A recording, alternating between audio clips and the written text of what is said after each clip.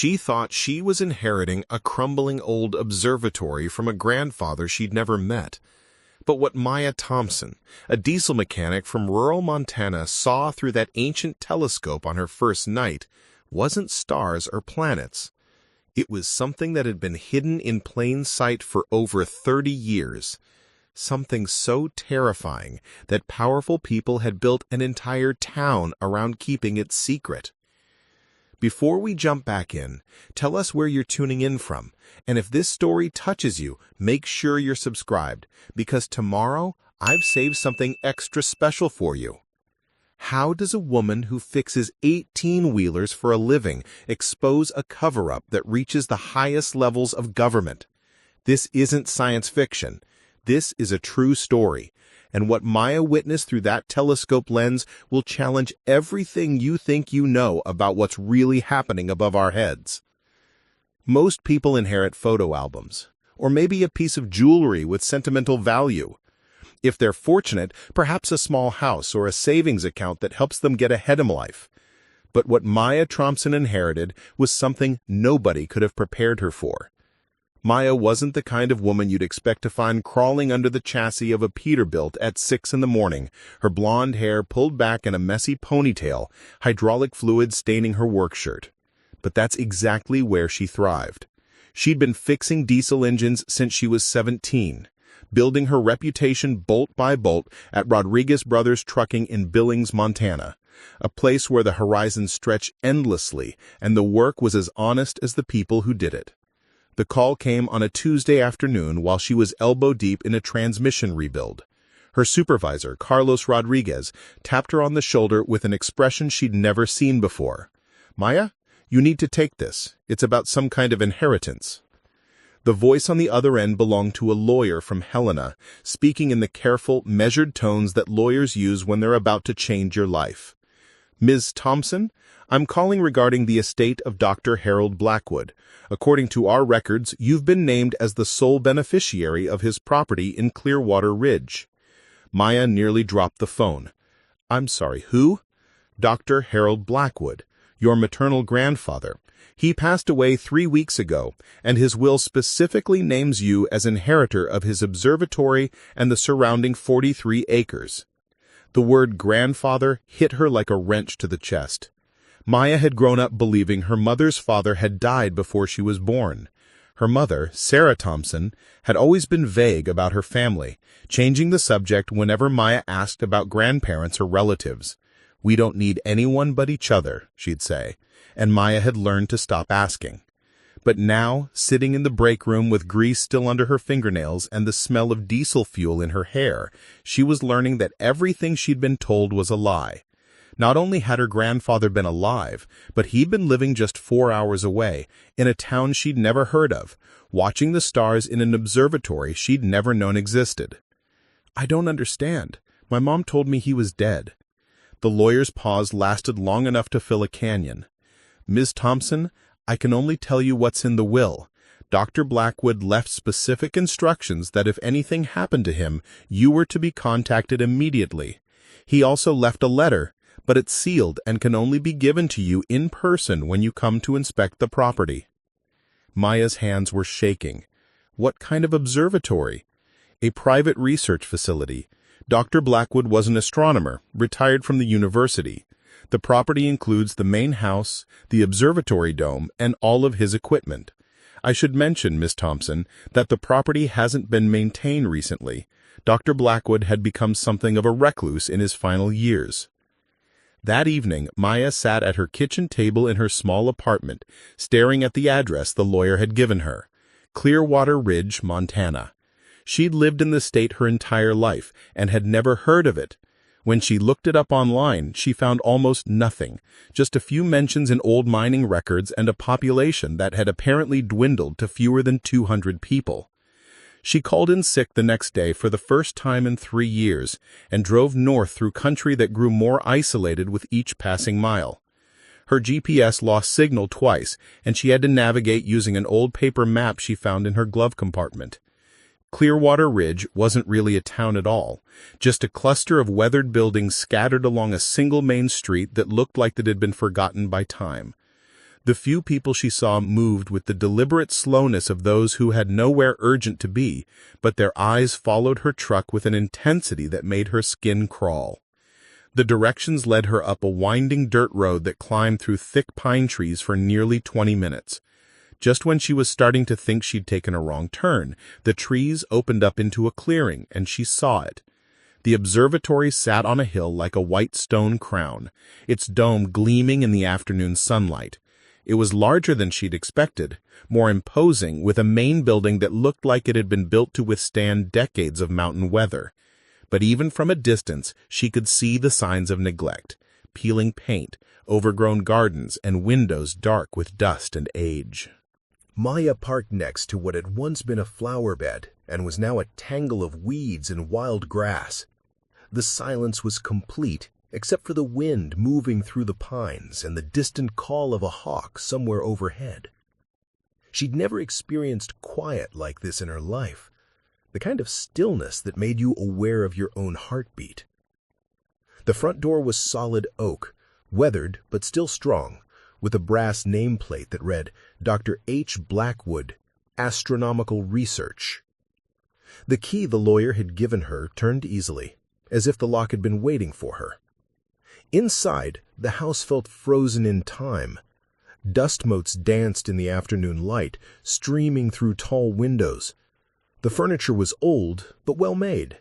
Heavy wooden pieces that spoke of a man who valued substance over style. Books lined every wall, and Maya recognized the organized chaos of someone who lived alone with his thoughts and his work. The kitchen still held the faint smell of coffee and cinnamon, as if Dr. Blackwood had just stepped out for a walk and would return at any moment. On the counter, she found a note in careful handwriting. From Maya. Your room is upstairs. Second door on the left. The telescope is calibrated and ready. The truth is in the stars, but be careful who you tell. Grandfather. Maya's throat tightened. He'd known she was coming. Somehow, he'd known. Upstairs, the room he'd prepared for her was simple but comfortable. A single bed with a quilt that looked handmade, a dresser, and a window that looked out over the valley below. On the nightstand was a photograph she'd never seen before. A young woman with Maya's eyes and smile standing next to a tall man with kind eyes and prematurely gray hair. Her mother and grandfather, clearly taken years before Maya was born, both of them laughing at something beyond the camera's view. Maya sank onto the bed, holding the photograph with trembling fingers. Why had her mother lied? Why had she grown up believing she had no family when this man, this grandfather who'd prepared a room for her and left her notes, had been alive all this time? As the sun began to set, painting the sky in shades of orange and purple, Maya made her way to the observatory dome. The building was connected to the main house by a covered walkway, and she could hear her footsteps echoing in the gathering darkness. The dome's interior took her breath away. The telescope itself was enormous, a masterpiece of precision engineering that must have cost more than Maya made in several years. But it wasn't just the size that impressed her. It was the care with which everything had been maintained. While the house showed signs of age and neglect, the observatory was pristine, every surface clean, every piece of equipment calibrated and ready. There were charts and star maps covering the walls, but many of them had been marked with red ink, notes and calculations scrawled in margins. Some areas were circled repeatedly, and Maya noticed that the notations became more frantic and urgent as they progressed through recent months. On the main desk, she found the sealed envelope the lawyer had mentioned, marked for Maya Thompson, to be opened when you're ready to see. Next to it was a logbook, open to the most recent entry, dated just 2 weeks before Dr. Blackwood's death. Day 847 of observation. The object remains stationary at coordinates 23 degrees, 44 minutes, 12.2 inches north, and 87 degrees, 19 minutes, 0.6 inches west.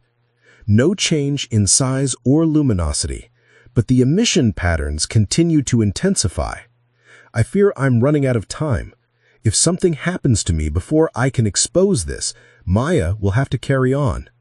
She's the only one I can trust with the truth. She doesn't know it yet, but she's the reason I stayed silent all these years. I pray she'll be braver than I was." Maya's hands were shaking as she read the words. Object? Emission patterns? What had her grandfather been watching that it consumed the final years of his life? She looked up at the telescope, its massive form pointing toward a section of sky that was just beginning to reveal the first stars of evening. According to the logbook, the coordinates her grandfather had been observing would be visible in less than an hour. Part of her wanted to wait, to read more of the logbook first, to understand what she was stepping into. But a larger part, the part that had always been drawn to taking things apart to see how they worked, couldn't resist. Maya had never operated a telescope this sophisticated, but her mechanical intuition served her well. The controls were clearly labeled, and her grandfather had left detailed notes about the calibration settings. As full darkness settled over Clearwater Ridge, she positioned the telescope according to the coordinates in the logbook and peered through the eyepiece. At first, she saw only stars. Beautiful, distant points of light scattered across the velvet darkness. She adjusted the focus, following her grandfather's careful instructions, scanning the area around the specified coordinates. And then she saw it. What Maya Thompson witnessed through that telescope lens on her first night in Clearwater Ridge would haunt her for the rest of her life.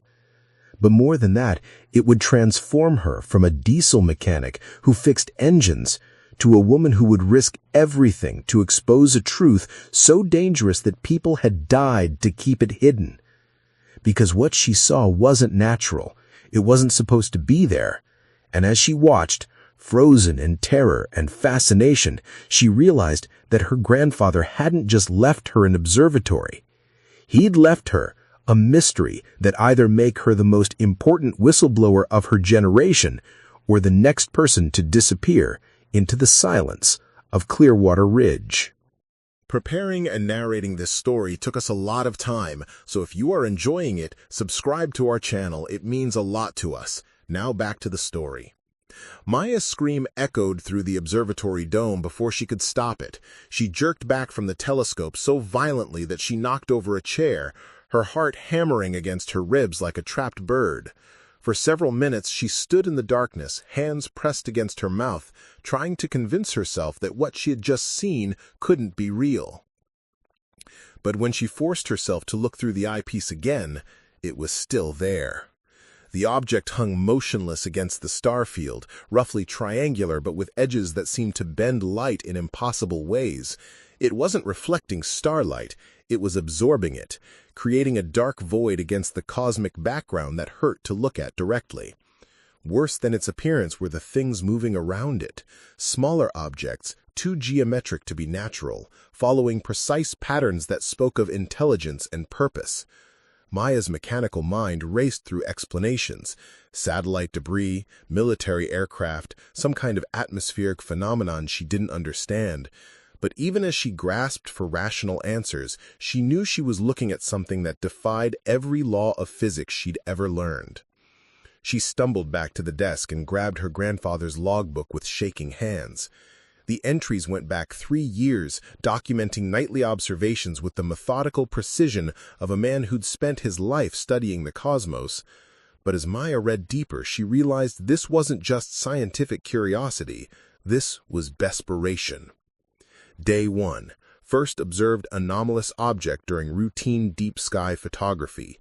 Initial assessment suggested equipment malfunction, but multiple verification attempts confirm presence of structured craft approximately 400 miles above Earth's surface. Day 15. Object has maintained stationary position for 2 weeks. Attempts to contact NORAD and NASA have been deflected with standard responses about classified research. Beginning to suspect this is not terrestrial technology.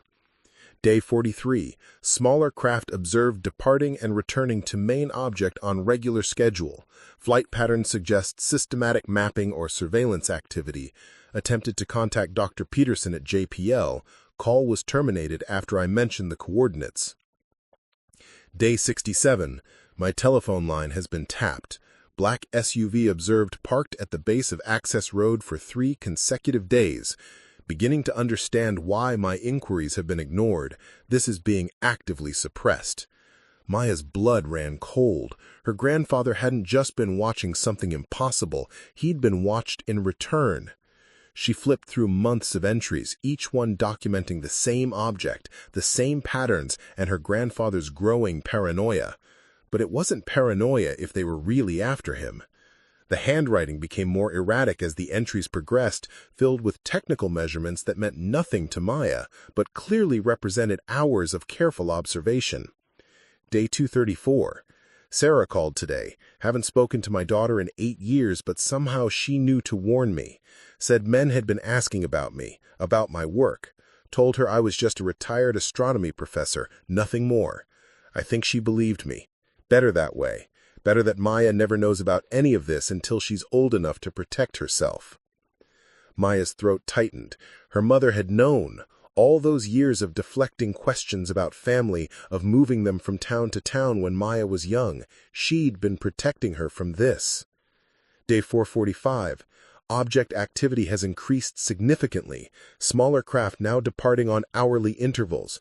Whatever they're doing, it's escalating. Tried to make contact with Dr. Williams at the observatory in Arizona. His secretary said he'd been transferred to a classified project and couldn't be reached. Starting to realize how deep this goes. Day 623, they came to the house today. 2 men in black suits, federal badges, very polite, asked about my research, my equipment, whether I'd observed anything unusual. Told them I was just an old man looking at stars. They seemed satisfied, but I know they'll be back. Moving all critical documentation to the hidden safe behind the star chart cabinet. Maya looked up from the logbook, scanning the walls of the observatory. There, a cabinet filled with star charts and astronomical references. She searched behind it until her fingers found a hidden panel that slid away to reveal a small digital safe. The combination lock glowed green in the darkness. She tried her birthday? Nothing. Her mother's birthday? Still nothing. Then on impulse, she entered the coordinates from her grandfather's final observations. The safe clicked open. Inside were dozens of photographs, technical documents, and a thick folder marked Project Nightfall, classification level unknown. Maya's hands trembled as she opened it. The first document was a Department of Defense memorandum dated 15 years earlier, stamped with classifications she'd never seen before. It outlined the establishment of monitoring protocols for anomalous orbital phenomena and referenced a joint task force between NASA, the Air Force, and something called the Advanced Aerospace Threat Identification Program. Maya realized she was holding evidence of a cover-up that went to the highest levels of government. But evidence of what exactly? Were these craft extraterrestrial? Some kind of advanced military technology? And why was the government so desperate to keep them secret that they were willing to threaten, relocate, or worse, anyone who discovered them? She thought about her grandfather living alone up here for years, watching these impossible things in the sky while knowing that speaking the truth could cost him everything. No wonder he'd become a recluse. No wonder her mother had hidden her family history. A sound outside made her freeze, the crunch of gravel under tires, approaching slowly up the access road. Maya quickly shut off the observatory lights and crept to one of the small windows. A black SUV was climbing the hill toward the house, its headlights cutting through the darkness like searching eyes. Her grandfather's warnings echoed in her mind. They'd been watching him. Now they were watching her. Maya grabbed the folder and her grandfather's logbook, stuffing them into her jacket. She had to get this evidence somewhere safe, but first she needed to understand exactly what she was dealing with. If these craft were still up there, still following the same patterns her grandfather had documented, then this wasn't just historical evidence. It was an ongoing situation. The SUV's engine cut off somewhere near the main house. Maya heard voices now, muffled by distance, but clearly professional. clearly urgent. They weren't going to wait much longer. She gathered the documents, checked that her phone photos had saved properly, and made a decision that would change the trajectory of her life forever. Her grandfather had spent years watching in silence, documenting the truth but too afraid to share it. Maya was done being afraid. But first, she had to survive whatever was waiting for her outside that observatory door. The craft above continued their silent dance against the stars, unaware that far below, a diesel mechanic from Montana had just become the most dangerous person in Clearwater Ridge. Maya had maybe 3 minutes before they figured out she wasn't in the main house. The observatory's emergency exit, a narrow service door her grandfather had installed during construction, led directly into the tree line behind the dome. She'd spotted it earlier while exploring, never imagining she'd need it to escape federal agents.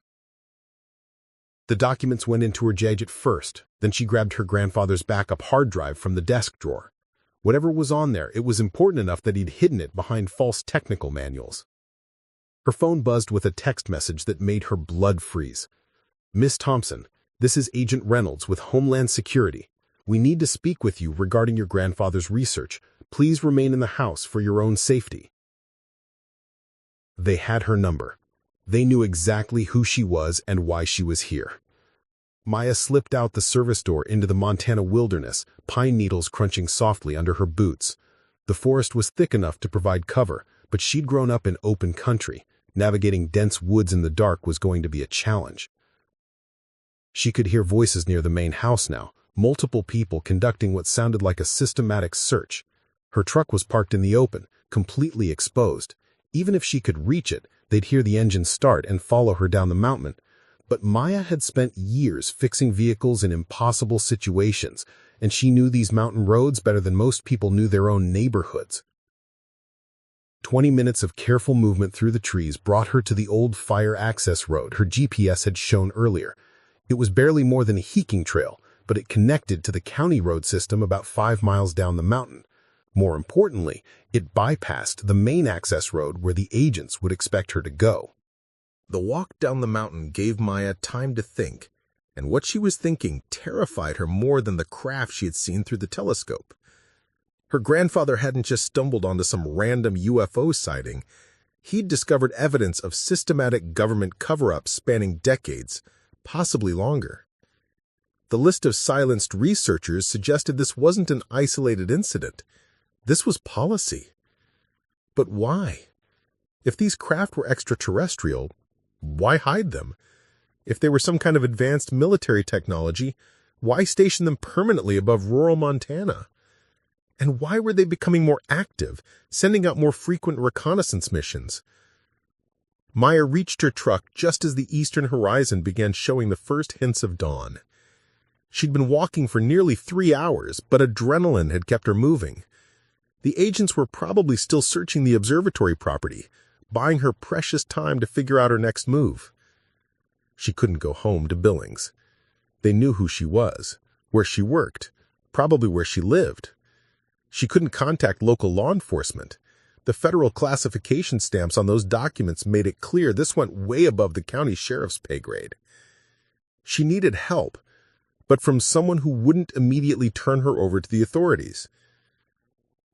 Maya remembered her grandfather's logbook mentioning Dr. Williams at an Arizona observatory who'd been transferred to a classified project. If Dr. Williams had been silenced for asking the wrong questions, maybe there were others.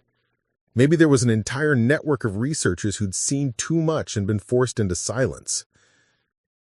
The Clearwater Ridge Public Library was a single-room building that looked like it hadn't been updated since the 1970s.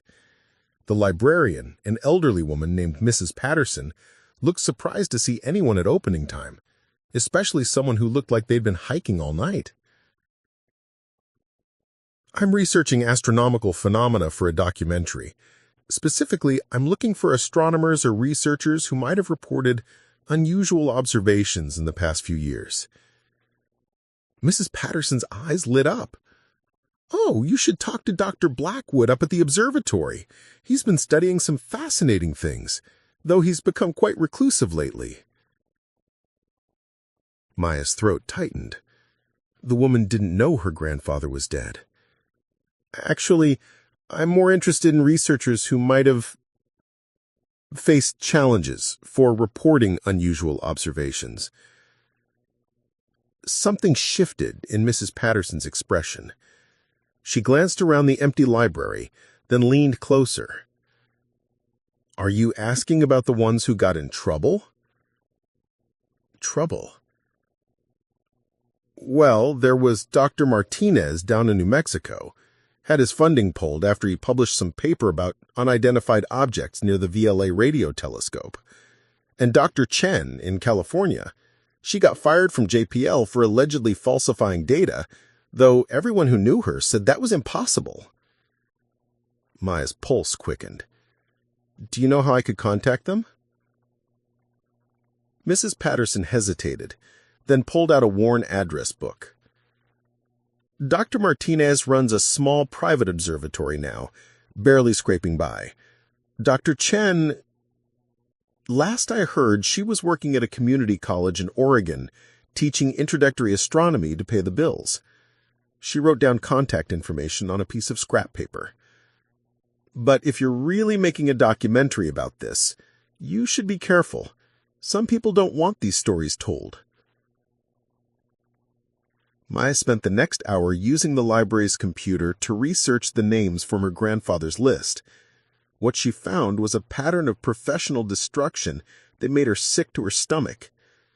Respected scientists suddenly labeled as frauds, researchers losing tenure over ethical violations that seemed suspiciously vague, grant funding mysteriously disappearing for anyone who reported anomalous observations. But between the lines, Maya could see something else, a network of people who'd been silenced but not broken. Dr. Martinez's private observatory had a website that, while carefully worded, hinted at ongoing research into unexplained atmospheric phenomena. Dr. Chen had published several papers on theoretical extraterrestrial contact protocols that suggested she was still very much engaged with the subject that had cost her her career. Maya made 3 phone calls from the library's landline, knowing her cell phone was probably being tracked. The first 2 went to voicemail. She left carefully coded messages about researching her grandfather's work and hoping they'd understand the subtext. The third call connected her to Dr. Martinez directly. Dr. Martinez, my name is Maya Thompson. I'm calling about my grandfather, Dr. Harold Blackwood. Silence. Then, Harold's granddaughter? I thought... He said his family didn't know about his research. They didn't until yesterday. Sir, I need to ask you something, and I can't do it over the phone. Are you still watching the skies? Another pause. Miss Thompson, are you somewhere safe right now? The question sent ice down my spine. I don't think anywhere is safe right now. Listen carefully. There's a truck stop called Delert Star, about 40 miles south of Socorro, New Mexico. Can you get there? Yes. Be there tomorrow at noon. Come alone and make sure you're not followed. And, Miss Thompson, your grandfather was a good man who died knowing too much. Don't make his sacrifice meaningless. The line went dead. Maya stared at the phone, realizing she'd just committed to driving halfway across the western United States to meet a man she'd never heard of until an hour ago. But what choice did she have? The evidence in her jacket represented the most significant discovery in human history, and the people responsible for covering it up had unlimited resources and no apparent qualms about making problems disappear. She left the library with a new understanding of her situation. This wasn't just about her grandfather's research anymore. This was about a decades-long conspiracy to hide the truth about non-human intelligence operating in Earth's atmosphere. And somehow, a diesel mechanic from Montana had become the only person with proof. The drive to New Mexico would take her through some of the most desolate country in America. If someone wanted to make her disappear between Montana and Socorro, they have plenty of opportunities. But Maya Thompson had never backed down from a challenge, and she wasn't about to start now. She had questions that needed answers. She had evidence that needed to see daylight. And she had a feeling that Dr. Martinez wasn't the only scientist who'd been waiting years for someone brave enough to speak the truth. As she climbed into her truck and started the engine, Maya caught herself looking up at the morning sky. Somewhere up there, beyond the blue dome of atmosphere, impossible craft were continuing their silent surveillance. And now they weren't just watching an isolated astronomer in rural Montana. They were watching her. The real hunt was just beginning. The drive from Montana to New Mexico should have taken Maya 16 hours. She made it in 14, stopping only for gas and switching license plates with an abandoned truck at a rest stop in Colorado. She'd learned that trick from watching too many crime shows, but it felt necessary when you were carrying evidence that could topple government agencies. The Desert Star truck stop squatted on the horizon like a mirage, its neon signs flickering against the brutal New Mexico sun.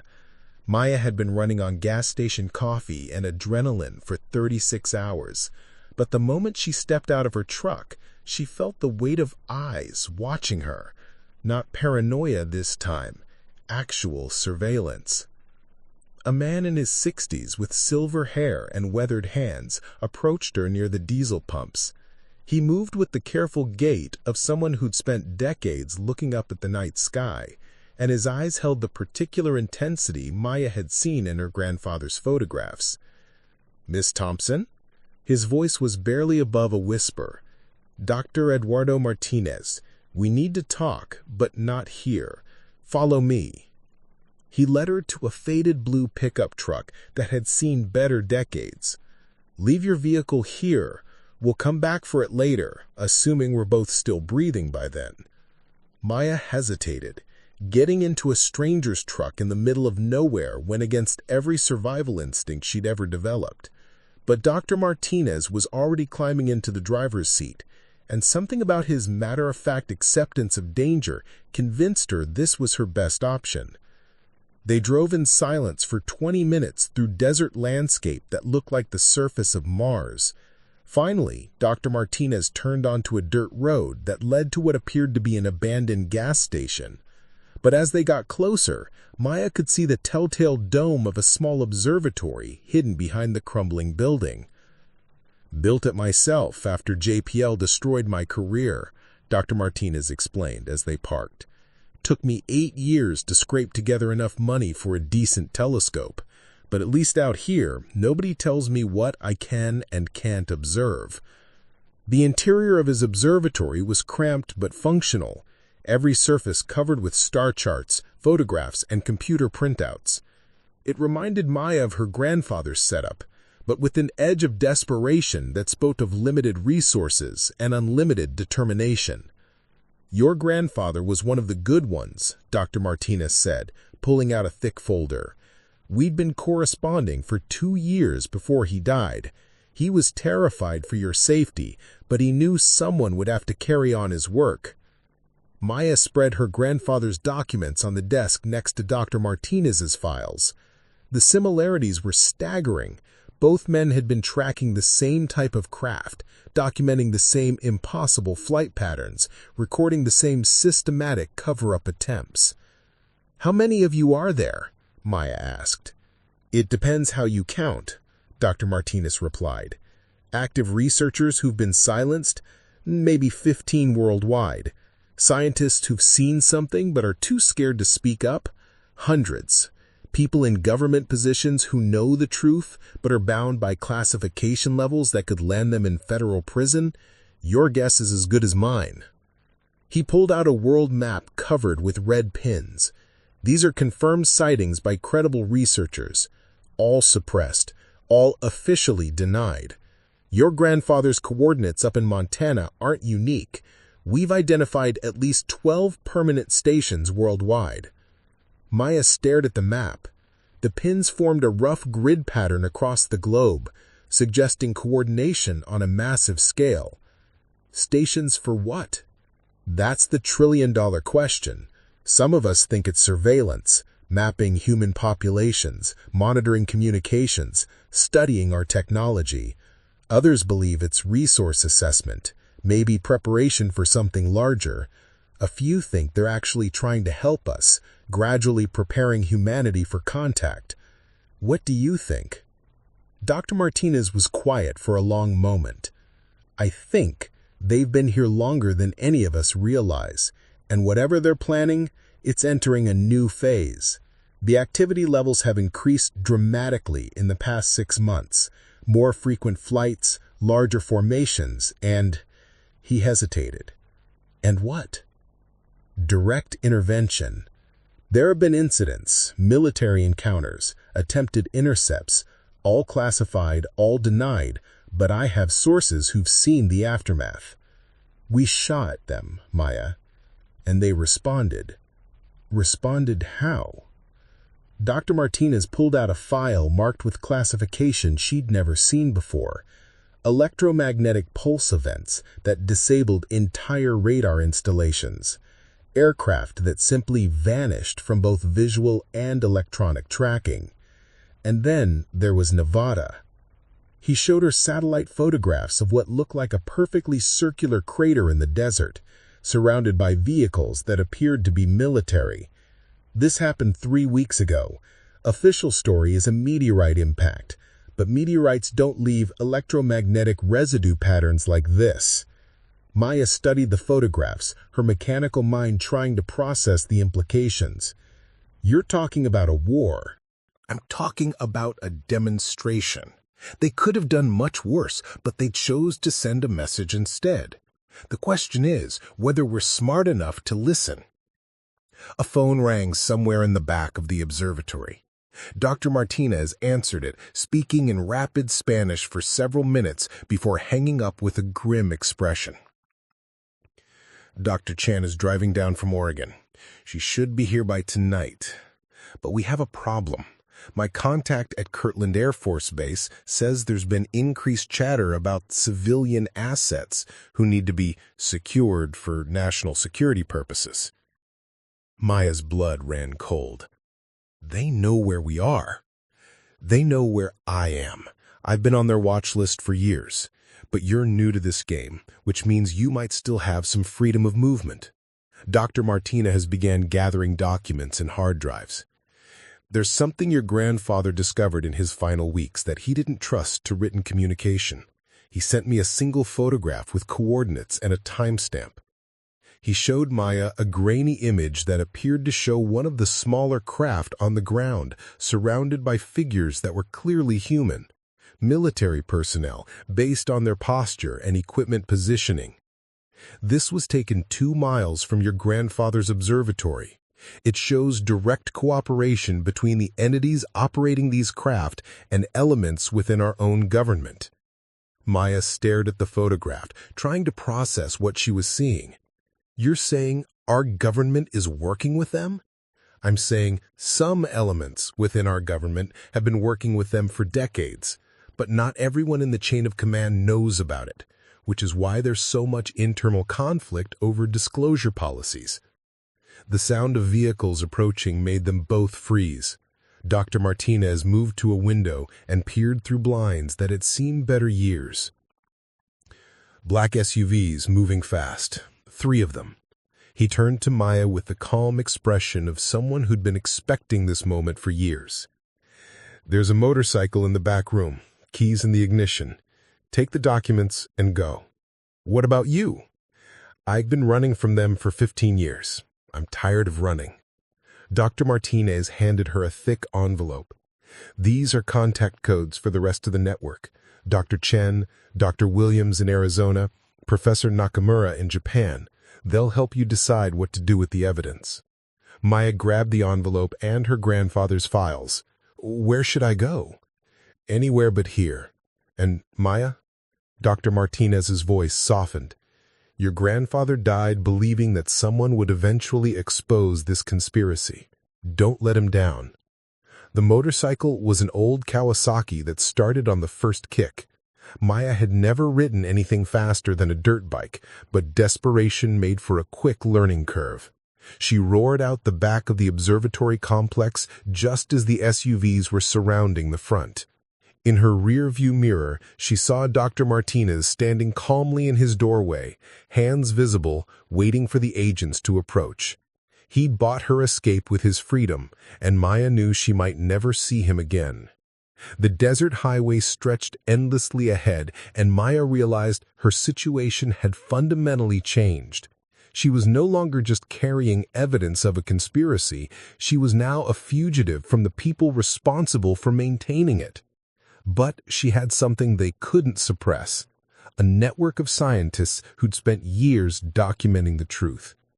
Dr. Chen would be driving toward the observatory, not knowing about the raid. Maya had to intercept her before she walked into the same trap that had just claimed Dr. Martinez. But more than that, Maya was beginning to understand the true scope of what her grandfather had discovered. This wasn't just about mysterious craft in the sky. This was about humanity's place in a universe far more complex and dangerous than anyone had imagined. And somehow, a diesel mechanic from Montana had become the only person positioned to decide whether that truth would see the light of day. Maya intercepted Dr. Chen at a truck stop in Flagstaff, Arizona, 40 miles before she would have driven straight into the government dragnet at Dr. Martinez's observatory. The woman looked exactly like Maya had imagined, mid-50s with streaks of gray in her black hair and the intense focus of someone who spent years watching the sky for answers. "You must be Harold's granddaughter," Dr. Chen said, sliding into the booth across from Maya at the all-night diner. "Eduardo called me before they took him. Said you have the files." Maya pushed the envelope across the table. "How many more of you are there?" "Active and communicating? Maybe 8 worldwide. But Maya, what Eduardo didn't tell you is that we're not just documenting anymore. We're organizing." Dr. Chen's voice dropped to barely above a whisper. "There's going to be a disclosure event, whether the government wants it or not." "What kind of disclosure event?" Dr. Chen pulled out a tablet, showing Maya what appeared to be a complex technical schematic. "Professor Nakamura in Japan has been working on this for 3 years. It's a coordinated broadcast system that can override television and radio signals across multiple countries simultaneously. We call it Project Truth." I stared at the schematic. "You're talking about hijacking broadcast systems?" "We're talking about bypassing the information gatekeepers who have kept humanity in the dark for decades. Maya, the entities, whatever they are, have been gradually increasing their visibility. More people are seeing them, recording them, asking questions. The cover-up is becoming impossible to maintain." Dr. Chen swiped to another screen, showing a timeline filled with incident reports. Commercial pilots are filing UFO reports at unprecedented rates. Amateur astronomers are capturing footage faster than it can be suppressed. Military personnel are coming forward despite their classification oaths.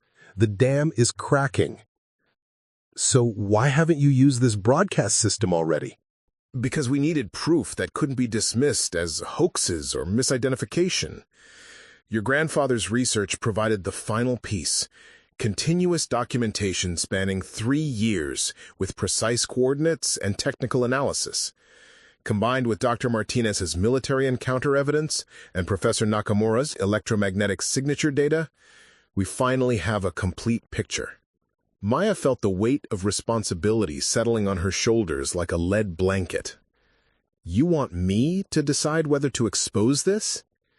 I want you to understand what we're really dealing with first." Dr. Chen's expression grew grave. "Maya, these aren't visitors. They've been here for centuries, possibly millennia. What we're witnessing isn't first contact, it's the end of secrecy." She showed Maya historical documents that made her head spin. Medieval artwork depicting objects in the sky. Native American petroglyphs showing beings that looked distinctly non-human. Military reports from World War II describing Foo fighters that behaved exactly like the craft Maya had observed through her grandfather's telescope. The crash at Roswell wasn't the beginning. It was just the first time the government decided to actively manage the situation instead of ignoring it. They've been in communication with these entities since at least 1947, probably longer. Maya's world tilted on its axis. Communication about what? That's where it gets complicated. According to the documents Dr. Martinez obtained from his military sources, there are multiple factions both among the entities and within our government. Some want gradual disclosure and integration, others prefer maintaining the status quo. And a few, Dr. Chen hesitated. A few what? A few are preparing for conflict. The electromagnetic pulse incidents, the aircraft disappearances, those weren't random demonstrations. They were responses to specific military actions that violated agreements most people don't even know exist. Dr. Chen pulled up satellite imagery showing military installations around the world. These bases have been modified with technology that didn't come from human research and development. In exchange, the entities have been given access to monitor our communications, our population centers, our technological development. Maya thought about the craft formations her grandfather had documented, their systematic surveillance patterns. They're studying us. They're managing us. But the arrangement is breaking down because too many people on both sides are demanding transparency. Your grandfather's death wasn't natural, Maya. He'd been contacted by someone inside the program who wanted to leak classified information about the next phase of integration. The diner suddenly felt too bright, too exposed. She looked around at the other customers. Truckers, late-night travelers, people living their lives completely unaware that humanity's relationship with non-human intelligence was about to fundamentally change. What kind of integration? Dr. Chen showed her architectural plans that looked like nothing Maya had ever seen. Hybrid facilities, part human technology, part something else entirely. They're being constructed in remote locations worldwide, officially classified as advanced research installations. But my sources say they're actually preparation sites. Preparation for what? Open contact. Full disclosure, the end of the cover-up, whether it's managed or chaotic. Dr. Chen's voice carried a mixture of excitement and terror. Maya, what you found in your grandfather's observatory isn't just evidence of a conspiracy. It's documentation of humanity's most important transition since we discovered agriculture. Maya felt overwhelmed. 3 days ago, she'd been a mechanic who fixed diesel engines for a living. Now she was sitting in a truck-stop diner, looking at evidence that everything she'd believed about human history was fundamentally wrong. Why me? Why did my grandfather leave this to me, instead of you or Dr. Martinez, or someone who actually understands what they're dealing with? Dr. Chen smiled sadly. Because we're all compromised. We've been part of this world for too long, made too many compromises, accumulated too many secrets. You're an outsider, with no stake in maintaining the system. You can make decisions based on what's right, instead of what's politically expedient. A text message chimed on Dr. Chen's phone. She read it and her face went pale. Professor Nakamura says the broadcast system is ready for activation, but he's detected unusual electromagnetic activity around all the known craft positions. They're moving into some kind of formation. Maya looked out the diner window at the star-filled Arizona sky. Somewhere up there, impossible things were preparing for something that would change human civilization forever. And somehow, the decision about whether to force that change or let it happen gradually had fallen to a woman who inherited a telescope she'd never wanted. If we activate this broadcast system, what happens? We tell 8 billion people that they're not alone in the universe, that their governments have been lying to them for decades, and that non-human intelligence has been influencing human development for centuries. Some will handle it well. Others? Dr. Chen shrugged. Panic? Denial? Collapse of existing power structures? Maybe war? And if we don't? The gradual disclosure continues, controlled by the same people who've been controlling it for the past 70 years. Humanity slowly adapts to the new reality while remaining dependent on the existing power structure. No chaos, but also no real freedom to determine our own response. Maya stared at the documents spread across the diner table. Technical specifications for impossible technology. Photographs of beings that looked almost human, but not quite. Military reports describing encounters that redefined everything scientists thought they knew about physics. Her grandfather had died protecting this information, believing that someone would eventually have the courage to share it with the world. Dr. Martinez had been captured trying to preserve the evidence. Dr. Chen was risking her life just by meeting with Maya in this public place. But the decision wasn't really about courage anymore. It was about whether humanity deserved to know the truth about its place in the universe, regardless of the consequences. Maya Thompson had never made a decision that would affect 8 billion people. But as she looked up at the night sky through the diner window, she realized that some choices couldn't be avoided, no matter how unprepared you felt to make them. The real question wasn't whether she was ready to change the world. The question was whether the world was ready to change itself. The drive to Professor Nakamura's location took Maya and Dr. Chen through the Mojave Desert at dawn, past landscapes that looked more alien than anything Maya had imagined before learning that aliens were real. Dr. Chen had insisted they travel separately for the first 100 miles, then rendezvous at an abandoned solar research facility that had been closed to the public for environmental remediation 15 years earlier. Professor Nakamura turned out to be a small, intense man in his 70s, who spoke with the precision of someone who'd spent decades measuring the universe down to decimal points. His temporary laboratory occupied 3 shipping containers arranged in a triangle, each one humming with electronic equipment that Maya couldn't begin to identify. "Ms. Thompson," he said, bowing slightly, "your grandfather wrote to me about you several times. He said you have an engineer's mind trapped in a mechanic's life." Maya wasn't sure how to respond to that, so she focused on the banks of monitors showing data streams that changed faster than her eyes could follow. "Dr. Chen says you've built some kind of broadcast system." "Not built, adapted." Professor Nakamura led them to the central container, where a device the size of a refrigerator sat connected to dozens of cables and satellite dishes. "The technology is partially based on electromagnetic signature analysis from the craft themselves. We've essentially reverse-engineered their communication protocols." Dr. Chen pulled out her tablet. "Show her the timeline, Kenji." Professor Nakamura's expression grew grave. 18 hours ago, all tracked entities worldwide began moving into coordinated positions, formation flying that suggests preparation for a synchronized event. Our monitoring stations in Australia, Chile, and Iceland are all reporting the same phenomenon. He showed Maya a world map dotted with moving points of light. "They're not hiding anymore. Commercial air traffic controllers in 7 countries have filed official reports about objects that are too large and too coordinated to dismiss as weather phenomena or equipment malfunctions." Maya studied the display. The craft were indeed moving in patterns, but not randomly. They appeared to be positioning themselves over major population centers, maintaining precise distances and altitudes. "How long do we have?"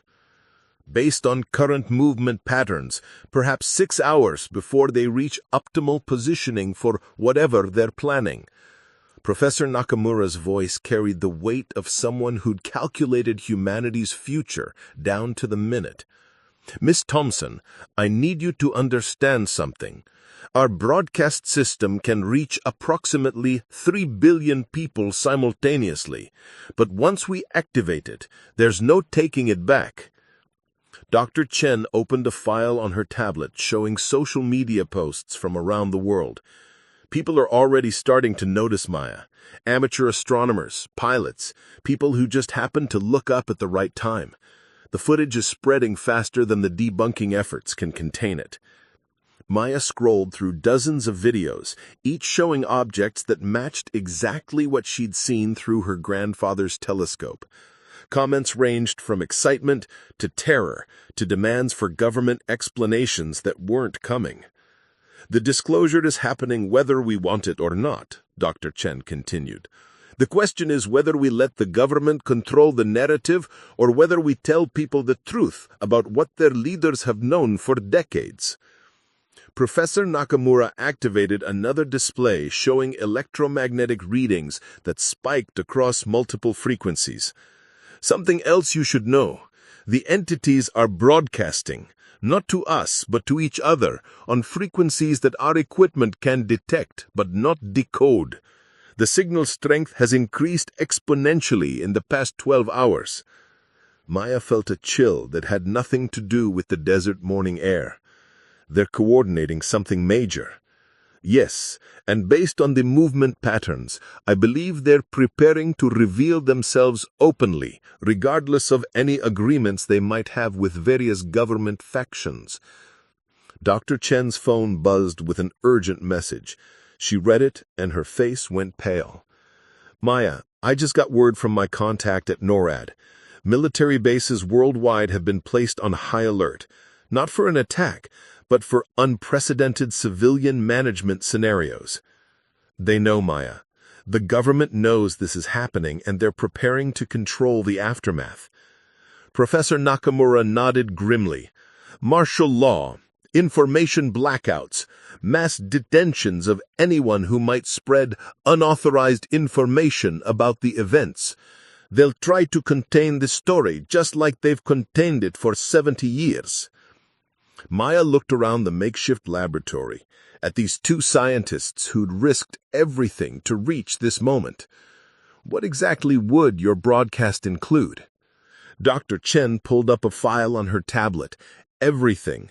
The complete history of contact going back to 1947, documentation of the technology sharing agreements, evidence of the cover-up and the silencing of researchers.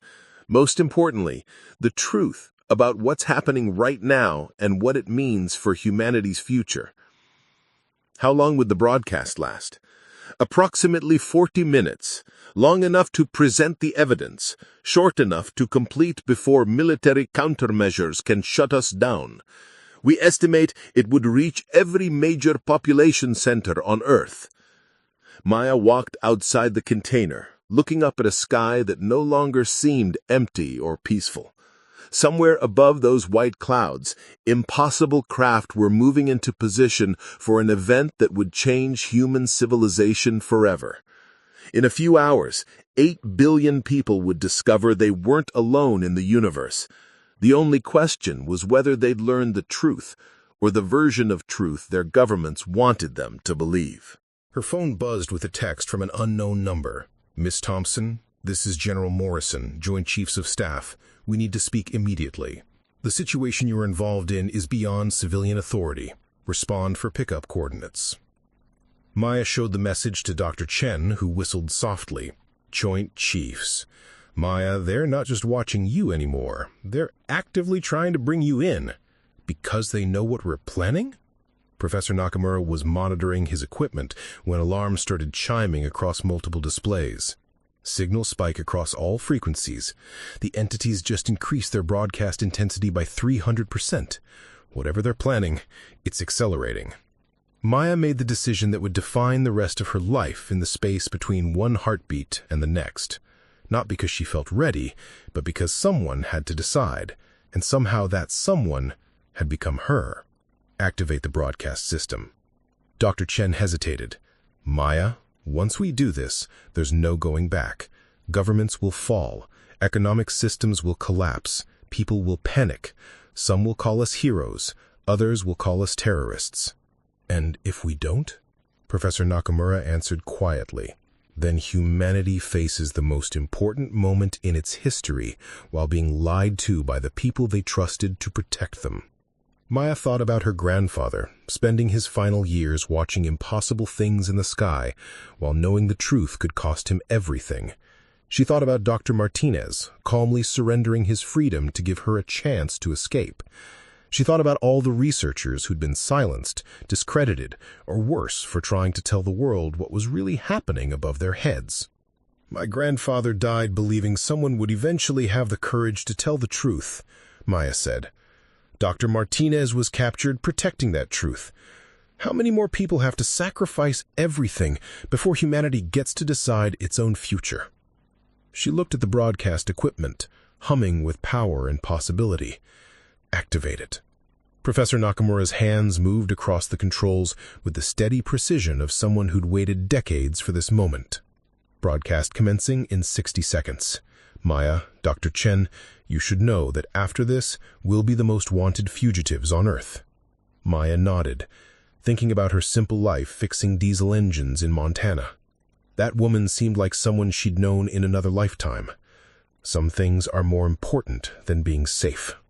The countdown reached 0, and Professor Nakamura pressed the final activation sequence.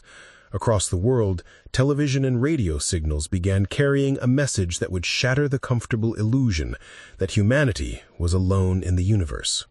And high above them, impossible craft moved into their final positions, preparing to reveal themselves to a world that was about to learn that everything it believed about itself was wrong. The broadcast reached London first, interrupting the BBC's morning news with a message that began, "Citizens of Earth, what you are about to learn will fundamentally change your understanding of humanity's place in the universe." Maya watched the global response unfold on Professor Nakamura's monitoring systems. Television screens across 6 continents displayed her grandfather's telescope footage, Dr. Martinez's military encounter evidence, and decades of suppressed research. Social media exploded with reactions ranging from vindication to terror to demands for immediate government action. But the most dramatic response came from above. At exactly 11:47 a.m. GMT, the craft, worldwide, stopped hiding. What had been careful, secretive movements became open formations visible to anyone who looked up. Over London, New York, Tokyo, Sydney, Sao Paulo, and dozens of other major cities, the triangular objects Maya had first seen through her grandfather's telescope revealed themselves in broad daylight. Signal intercept from military frequencies. Multiple air forces worldwide are scrambling fighters, but their aircraft are being systematically disabled before they can engage. Maya watched the radar displays as military jets approached the formations, only to have their electronics fail at precise distances. The craft weren't destroying the aircraft. They were demonstrating control, showing that they could neutralize any hostile response without causing casualties. Dr. Chen was monitoring social media feeds from around the world. Maya, look at this. People aren't panicking the way the government expected. There's fear, yes, but also relief. Maya scrolled through hundreds of posts from ordinary people. I always knew we weren't alone. Finally, someone told us the truth. Why did our government lie to us for so long? The anger was directed not at the entities in the sky, but at the decades of deception that had kept humanity in the dark.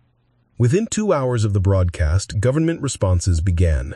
Emergency sessions in parliaments and congresses worldwide. Military commanders demanding authorization to engage. Intelligence agencies scrambling to contain information that was already spreading faster than any containment effort could manage. But something unexpected was happening. Military personnel were coming forward, sharing classified information about their own encounters with the craft. Commercial pilots were revealing years of suppressed incident reports. Scientists from NASA, ASA, and space agencies worldwide were publicly confirming elements of Maya's broadcast.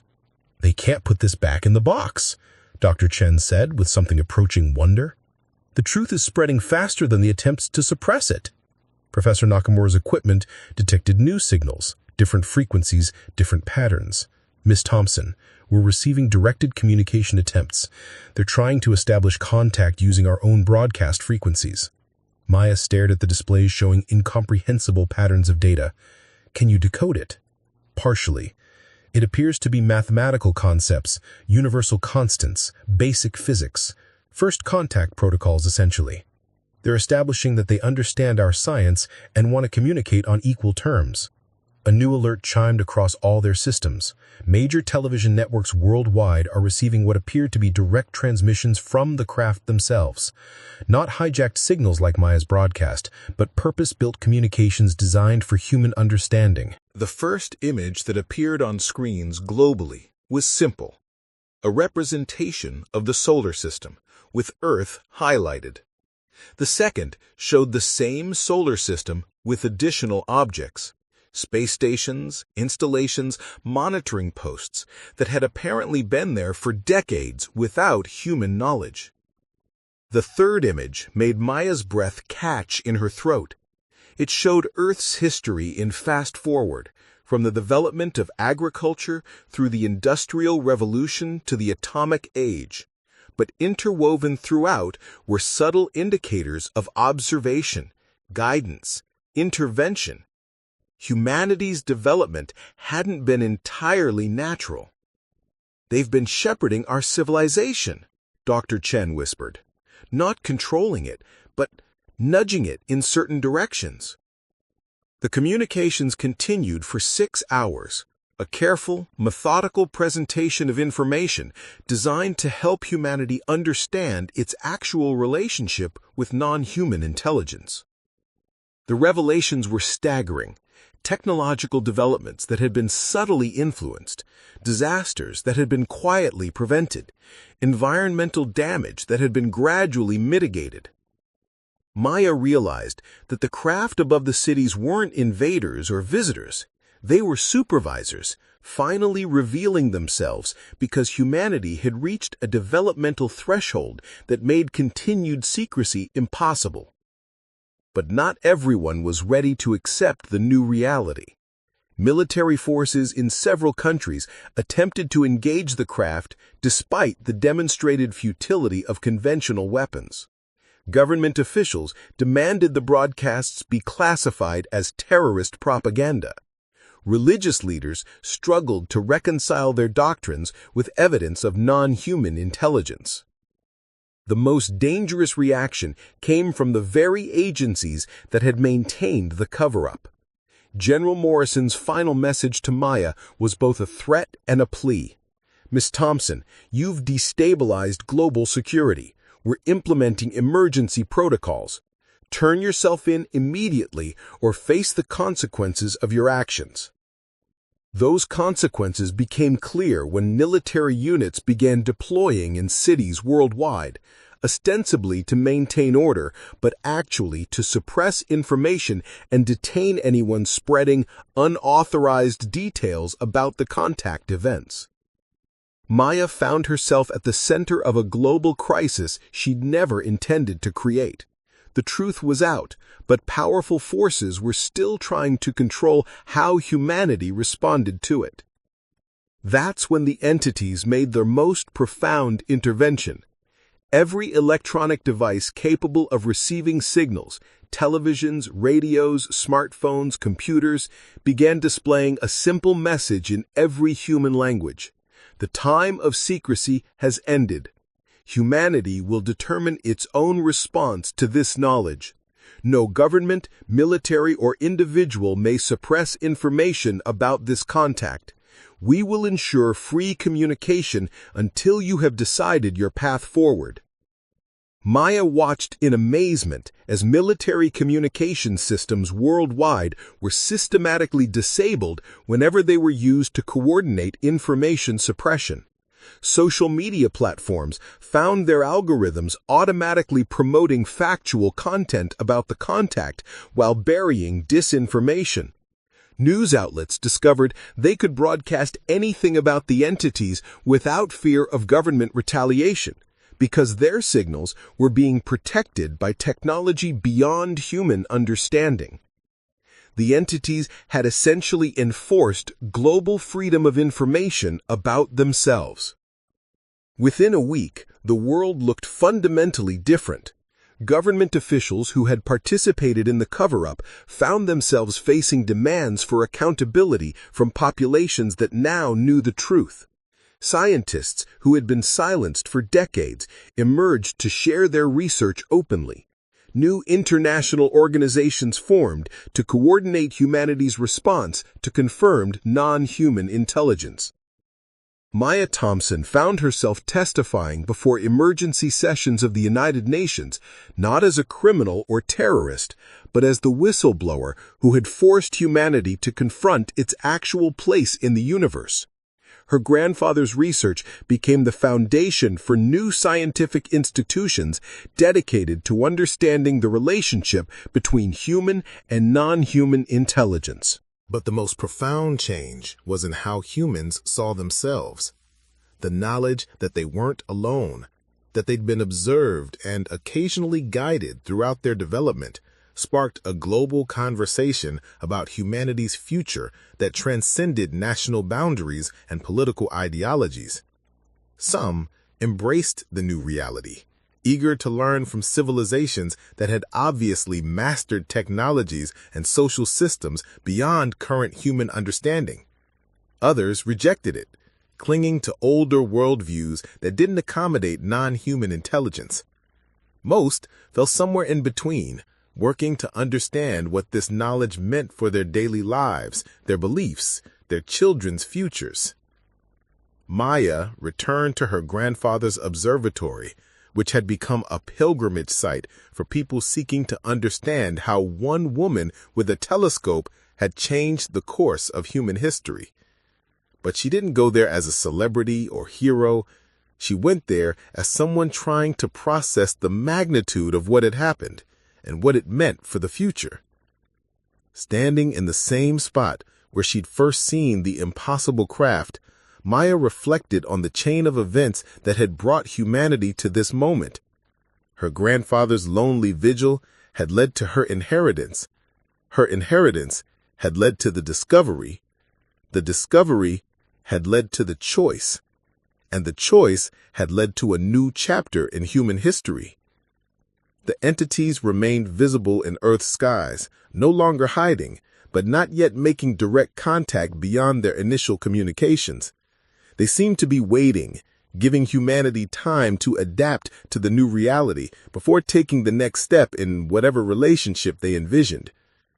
Maya Thompson, the diesel mechanic who had inherited a ruined observatory, had become the woman who inherited humanity's future. And as she looked up at the stars that no longer seemed distant or empty, she realized that her grandfather had been right about one thing. The truth really was worth any price. The observatory still stood on its hill above Clearwater Ridge, its dome open to a sky that held infinite possibilities. And for the first time in human history, those possibilities were no longer hidden behind veils of secrecy and lies. The age of ignorance was over. The age of contact had begun. And it had all started with a woman who refused to look away from what she saw through an old man's telescope on a quiet Montana night. Up next, you've got 2 more standout stories right on your screen. If this one hits the mark, you won't want to pass these up. Just click and check them out. And don't forget to like, subscribe, and turn on the notification bell so you don't miss any upload from us.